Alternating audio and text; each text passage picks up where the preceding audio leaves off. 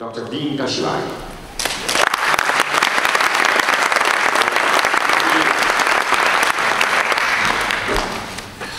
I recognize many old friends. It puts more pressure on me because I want to teach you something new. And I just gave something this morning for engineers. How many of you are engineers? Okay, very good. So I won't do my engineer thing. I'm just kidding. Okay, I have about 30 minutes. Where does the best value start? Yeah. Okay. Best value started with my wife. She doesn't believe I say this every time. She thinks I only say it when she's here. But it actually started with my wife. So I was an engineer. My wife came out of the science, the arts and sciences, and we got married. And immediately she got pregnant, got very sick. So I was an engineer, working 40 hours a week, doing a lot of charity work, going to school full time, and I have a wife, and she's flat on her back in bed. I had never seen a wife of mine pregnant before. She was my first wife. So, I'm trying to figure out how to encourage her to move off her bed. Well, some of you may have easy pregnancies, but my wife had very difficult pregnancies. So she's about 95 pounds, and in the first month and a half, she loses 25 pounds. In fact, when a doctor saw her, he thought she was so ill that he wanted to put her in the hospital. But I had never seen this before. So I was an engineer with a lack of information. And so I'm thinking in my head, I mean, how am I going to encourage my wife now to follow along with me and to somehow I can get her off the bed and get her moving. And I thought, she'll feel better. So I went into my engineering background, into engineering management. And I said, we're going to have like a partnering meeting. Okay, I'm going to work with her. Have you ever heard the words, we're going to work together? Yeah, I'm going to work with her. So I get her up one evening when she was, in her best mood. And I say, honey, we're going to have a partnering meeting, a continuous improvement meeting. And she said, okay. So I said, I have 2 sheets of paper, and this one's for you, and this one's for me. And what I want you to do is list all your expectations and goals and how you can measure them. And I'm going to do the same thing with my sheet of paper. And we're going to put the 2 together, and every week we're going to have like a inspection meeting, and we're going to check how we're doing. She taught me right away the most valuable lesson I've ever learned in life. And that is the power of non-participation. She didn't say anything. In fact, she didn't talk to me for a couple weeks. So I realized something was wrong. I didn't realize how wrong my thinking was.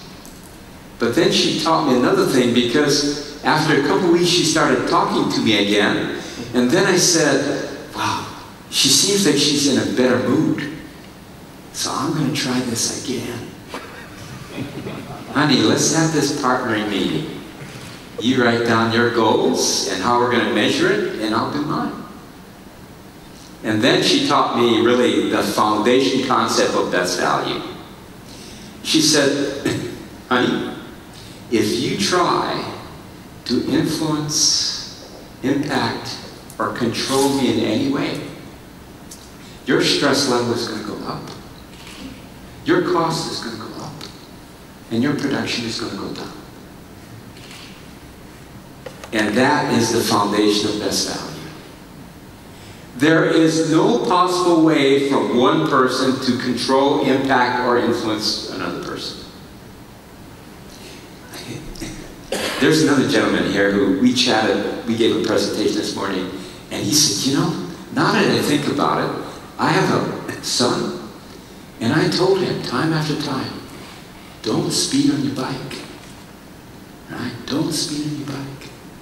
And yet, he said, my son, takes off. He crashes, needs 6 stitches on his chin.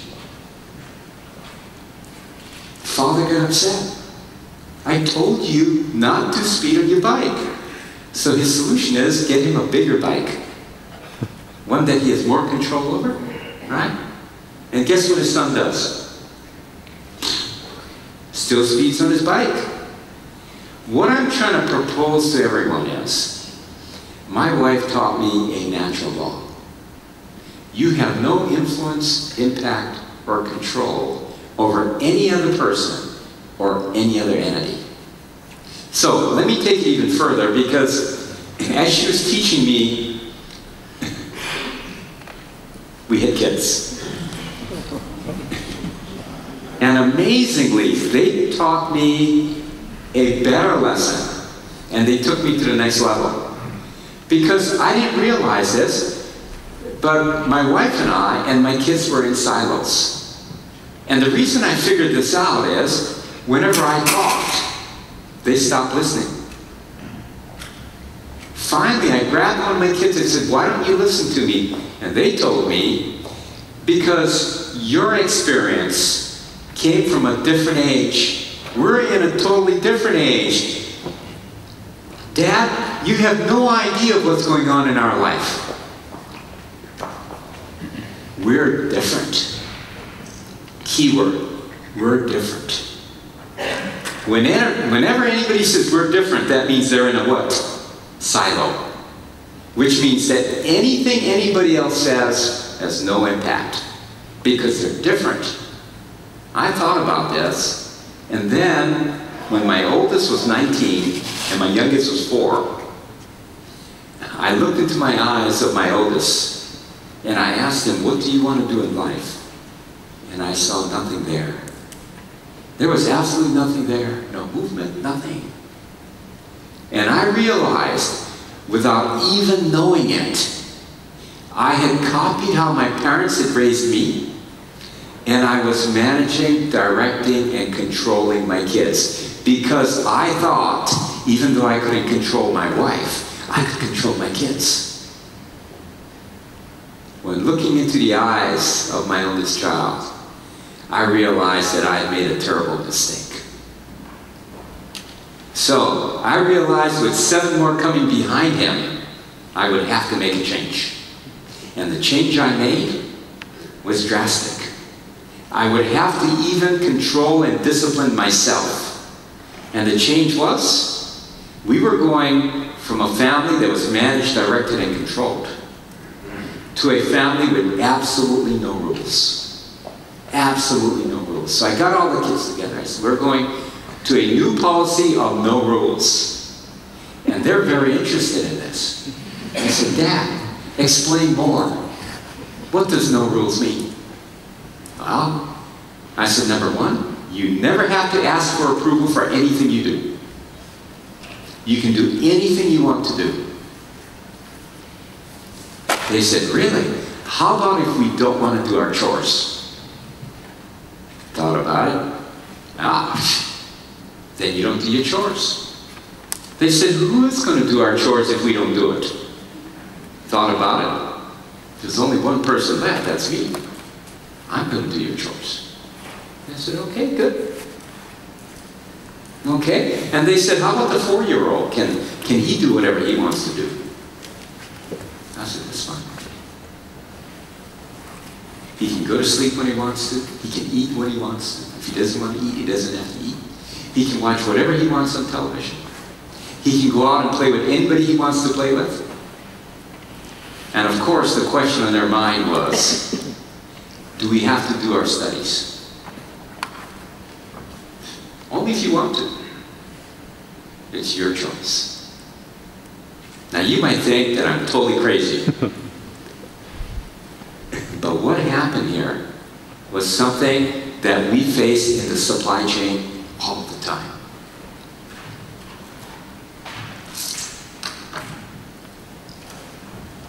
Here's the buyer. And here's the expert vendor.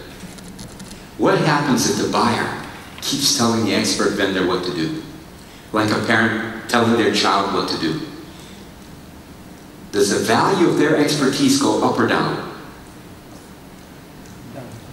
Down. Do they use their expertise more or less? Less. Do they become more proactive or reactive? Reactive. Does the quality of their work go up or down? It goes down. So then this side sees the quality going down and somehow has the idea in their head, the reason why quality is going down is they don't understand. So I'm going to talk even what? Even more. And I'm going to make the documents even what? Bigger. And I'm going to regulate them even tighter. And this is the condition that we were in the early 2000s when all the contractors were caught for collusion. Because they were so overly regulated, there was no room for, quote, profit to be made. And everybody was the same. The only thing that was different was price. They couldn't survive. So all the major contractors got together and decided that they would pre-decide every federal job. And they would identify who would get the job and everybody else would bid higher. And this led to collusion. The only reason people collude is because people can't survive. They don't have enough freedom. They can't do what they're doing for their livelihood. Fear enters in, and they do the only thing they know how to do to survive. When somebody's trying to survive, do they become visionary or blind? They become blind. And no one believed it at first. But the source of all this was the owners were doing this. All the owners didn't realize that they were doing the same thing that I did to my kids. They were doing this to the nth degree. And this all had to change. And the change of this is when this side stops doing that. Then what are these entities going to do? It's interesting. The first thing that happens is everybody comes out of their silo because there's no need to stay in there anymore.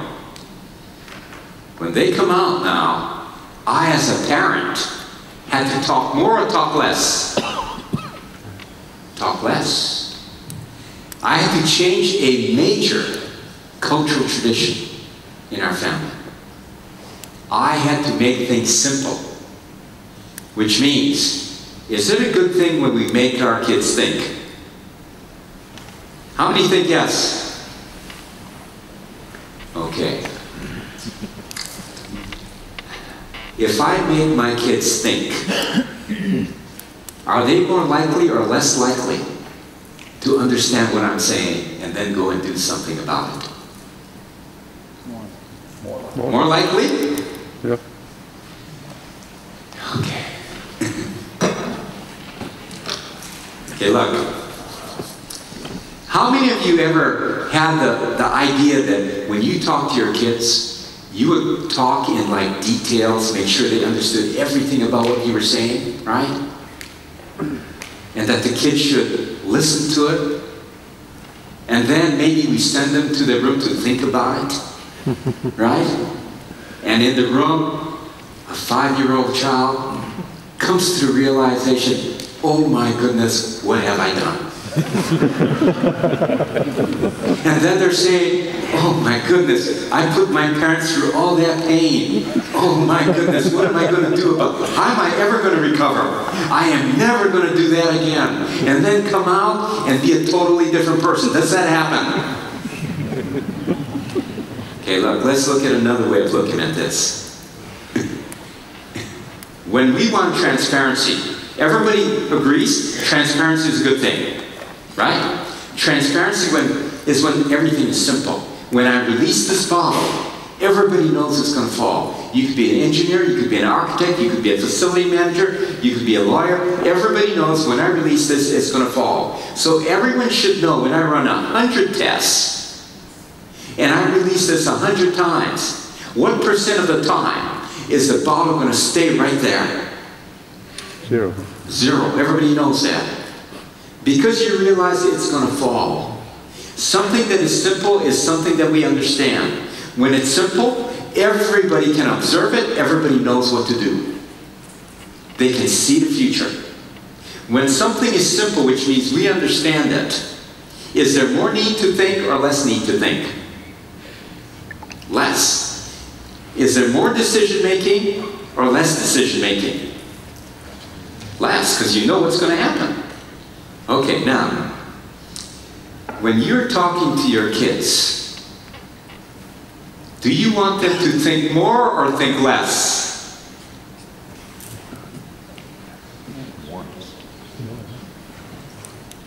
Do you want to make things simple so they can observe and act? Or do you want to make it complex so they have to go in the room and think about it for a couple hours? And after they think about it for a couple hours, they're going to come out of there, and what are they going to do about it? I propose to you nothing. I'm proposing to you that the best way to communicate with our kids is to make it simple. The longer it takes for them to understand what's going on, the more they have to think about it, the probability of them doing something is going to go up or down. It's going to go down. To make somebody think is the worst thing that you can do.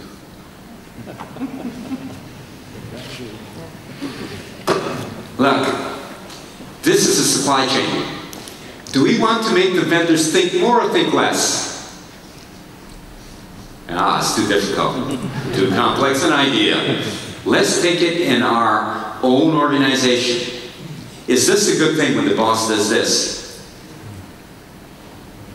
Is this a good thing when the workers float boss information to the boss?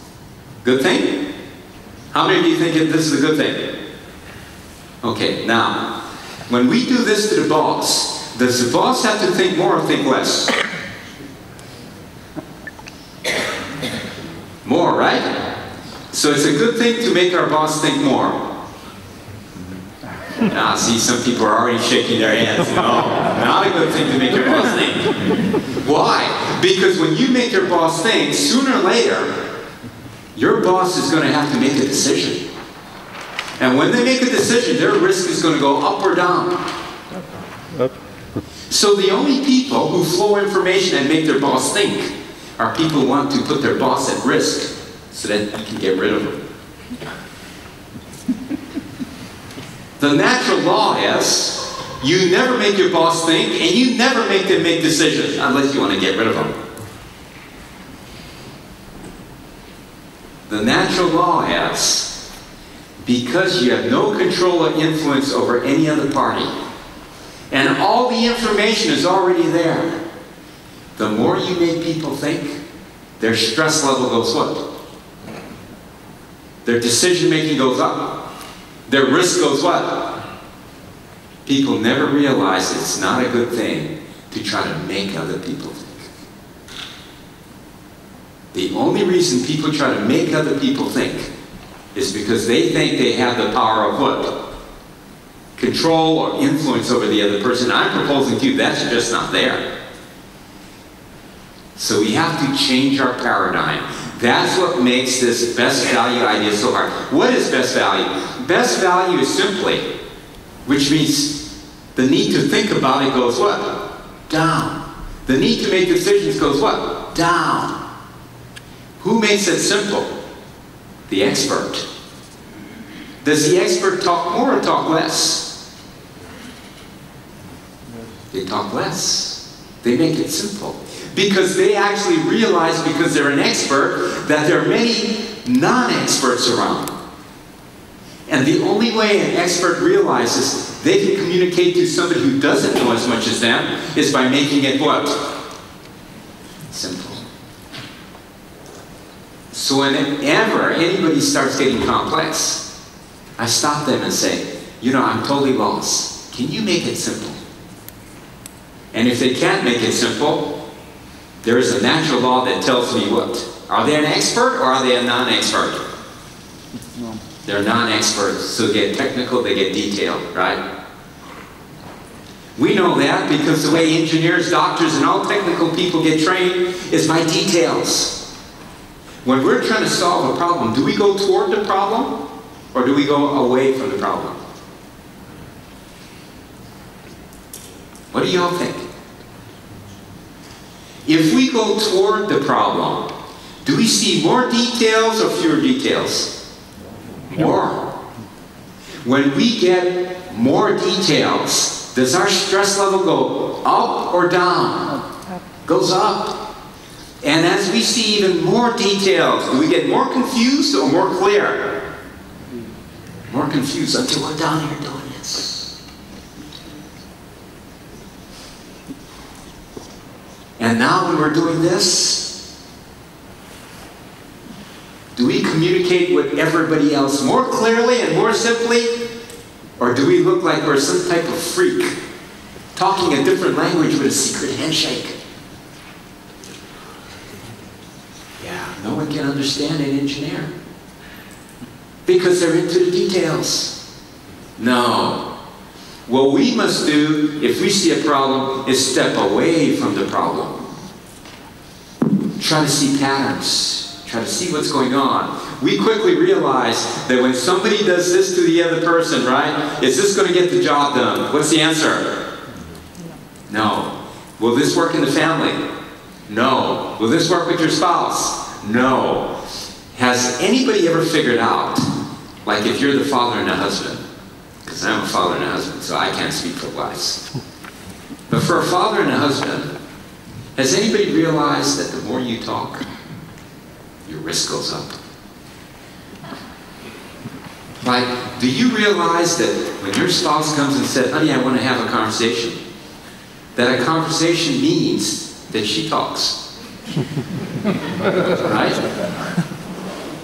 Does this make sense? This is by observation. This is what I call simple. This is a natural law. So, does the wife want the husband to listen for 5 minutes and then quickly say, honey, this is simple. This is the answer. This is what you have to do. Just go and do it. Does the wife want to hear that? No. So the husband now, who has a lot of experience, realizes that what he must do is intently listen and pay attention. And he has very few words that he needs to say. Yes?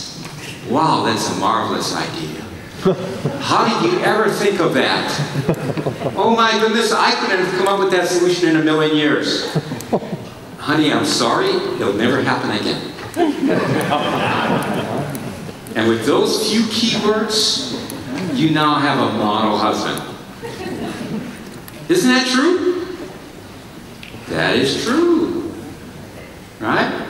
And if the wife ever wants the husband to give his knowledge and advice, she's going to actually ask him, you know, I'm totally lost on this. What do you think? What should I do? If she doesn't say those exact words, then we're back to a traditional conversation. This, right? Because those are natural laws. That goes on in my house, that goes on in everybody else's house. Right? So when somebody tells me, that's how it goes on in my house, I mean, I talk and my husband's talk, but I talk. Look, when do we do more of this? Before we got married or 30 years later? How do you know you don't do this 30 years later? Because if you ever saw somebody who's been married for 30 years, and they're in a Christmas party, and they're in a corner, and going like this, is this a good thing or a bad thing? Do you want to get closer to this or farther away? It's not a good thing. When do we make more decisions about our spouse? Is it before we got married or is it 30 years later? When do we try to impact, influence, and control our spouse? Is it before we got married or is it 30 years later? Well, why were we doing all these things before we got married? It's simply because we didn't have enough information. So now, let's go to our practice. We want a win-win. We want efficiency. We want effectiveness. Do we want to copy how newlyweds act? Or how somebody with enough information, who has observed reality, who uses natural laws? Right. So do we want to talk more or talk less as owners? Less. Do we want to make things more simple or more complex? Do we want to make people think more or think less? Okay, so we're in a pre-bid meeting. We've got all the vendors in. We tell all the vendors, we don't exactly know what we want because we're not the expert. This is what we think we want. And some vendor in the audience says, yes. And the vendor says, you haven't given me enough information. There's no way I can come up with a solution with that little information. Plus, I don't have enough time to think about this. You need to give me more time. What should we tell the vendor? Yeah, I tell the vendor, you know, maybe this is not the exact right job for you. And everybody laughs. But normally what do? We want to do how much of this as we try to get our proposals in? A lot. Any question we want to answer. Then we want to make sure everybody else has the answer. Right? We want to give as much information out as possible. That just won't work. Right? Because the people get all this information, they still won't be able to process it. Not only that, it makes it seem as if the only difference now will be what? Price. And that is the traditional low-bid system. So what is best value? Simple. Minimize this. Utilize expertise. If the owner or a user or a boss is doing this, how much expertise can they utilize? None. They're too busy what? Talking. Those are natural laws. They're very simple. I found out the same thing with my kids. Everyone's happy. They're getting married, having kids. When things are explained simple, you'd be amazed at how much better they do. Then we find out there are no silos in life. The natural laws, they work everywhere. There are no silos. We don't act one way at home and another way on the job. Another way in social life and another way on the job. You can't do that. It's the same silo, but people are blind to create silos. So it's a change of paradigm. How many of you think you can just sit there and relax? How many of you are relaxed now? When we talk to our children, should we listen first before we talk, or should we talk first? Logic tells you to listen, right? So you know what's on their mind. When we bring the expert vendors in, should we talk first or listen first? Listen first. Every principle in best value uses logic and common sense. And then people say, well, that's different. I need to get permission. And I always tell them, which one of you needs permission from your boss to use common sense in your job? Or put it another way, how many times do you need to hear common sense before you actually try to do it? And if somebody gets like really confused by that question, the best thing to do is what? Walk away. Because that person will never understand. It is getting simple. Best value is using simplicity. We've been doing it for a long time. Over 20 years with outstanding results. Now, if we had two individuals, and one person was a 60-year-old man, and the other person was a 22-year-old college graduate, and they had to pick, either proposing that they knew nothing, or that they know everything, the 60-year-old person would gravitate to which side? Knowing everything or knowing nothing? It's knowing nothing. Because the older we get, the more we realize how little we know about everything. And if we just pay attention in grade school, when we heard the story of Socrates, that would make tremendous value in our life.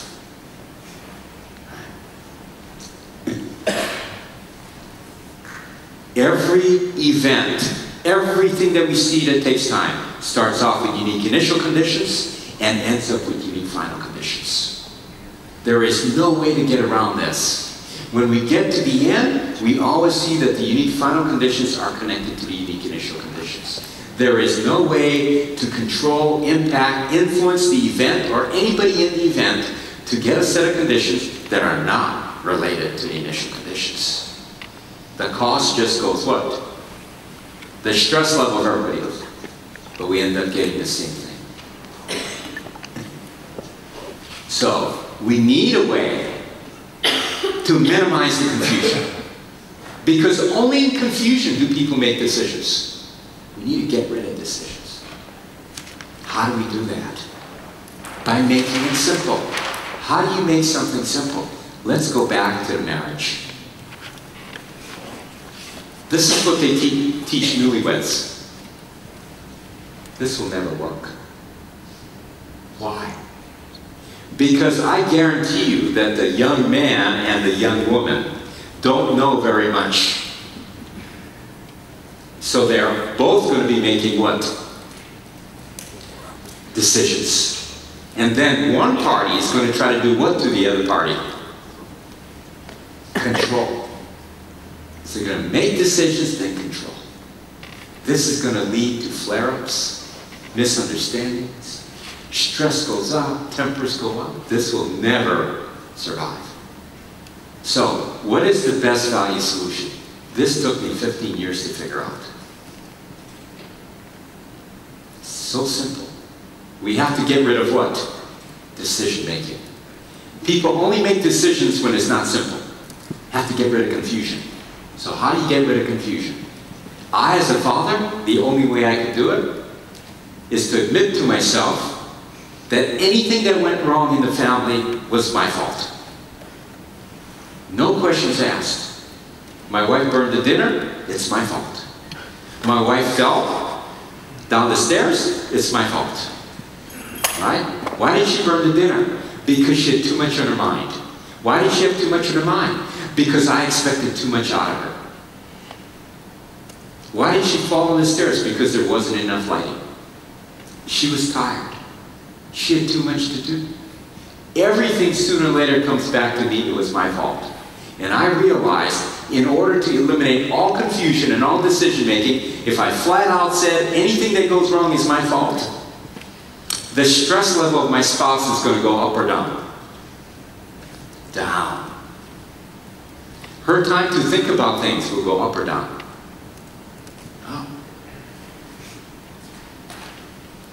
How many of the wives would love it if your husband never said a derogatory thing about you, never blamed you for anything, always was trying to explain why it wasn't your fault, and treated you like a queen?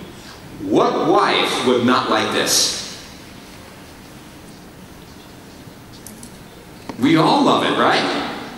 I even had young men saying they would become wives if the wives would take the other role. Right? I mean, under these conditions, if the husband just admitted everything was his fault, then his wife would have more time. If she had a problem, she would try to solve the problem on her own. Would she support her husband more or less? More. And that's all the husbands wanted from the very beginning. They just didn't realize how to minimize the confusion. And it was, the husband takes all the blame. Very simple. And for those husbands who are old enough, you realize if you don't do this, it's your fault anyway. So you don't have a choice. This is a natural law. For you younger people, if you learn this, this is worth far more than applying this at best value. It's applying natural laws in your own personal life. Making things simple. Now, I'm going to flip ahead because I don't have a lot of time. And I'm going to show you, this is a good one. You think you can explain something to somebody? Yeah. Yeah. You know, I don't like tattoos, but this guy's not going to be happy. Right? And he showed her the picture on top of that. No, that won't work. Okay. I'm going to skip these case studies.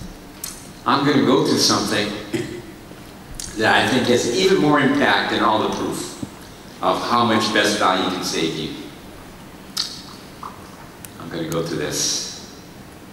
See, we finally realized that when the soldiers put on the night vision goggles, their thinking doesn't change, but they can see farther. When they put the autopilot systems into the cockpit, it minimized the need for the pilots to do every unique condition at every unique airport. They were simplifying things so that things would become clear. So we're thinking, let's go into the classroom. Let's try this out. So in the classroom, the first thing we have to do is lower the stress level of kids. Does everybody agree if the stress level goes down, kids learn better and more and faster? So this is what we told them. You come to class and you listen to very simple concepts. Then, whatever conclusion you come up with, that is always the right conclusion.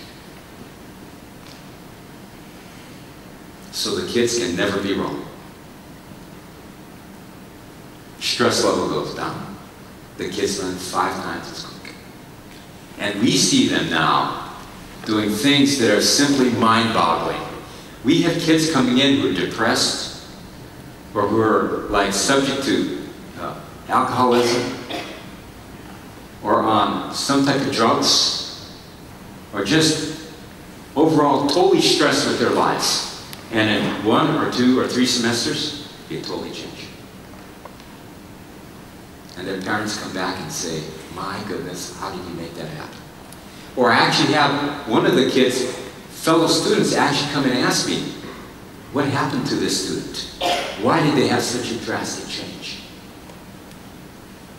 And I simply told them, lower the stress level. Let them think on their own. Don't try to control or influence them. Just expose them to simplicity. Now, why am I telling you this? Because not only does Best Value find the most expert vendor, but Best Value actually helps every vendor become better than they actually are, without any impact, influence, or control. Now, one thing that adds to the simplicity of this is what we call the language of metrics. How many bottles am I holding in my hand? How long is that conversation? Metrics does what to this? Minimizes it. We minimize the communication using the language of metrics. Experts do more or do less of this? Less. So now what's going to happen is we're going to teach the experts this. Experts are going to use the language of metrics. They're going to simplify everything so the buyers and the users will immediately know if they're experts or not. And even if they're not experts, they are going to do much better, see much farther than they could possibly see before. Simply by running this simplistic, decision-less structure of Best Value. And to understand what the language of metrics is, I'm going to have my son Isaac stand up and run you through what this actually is. Okay? Are we ready?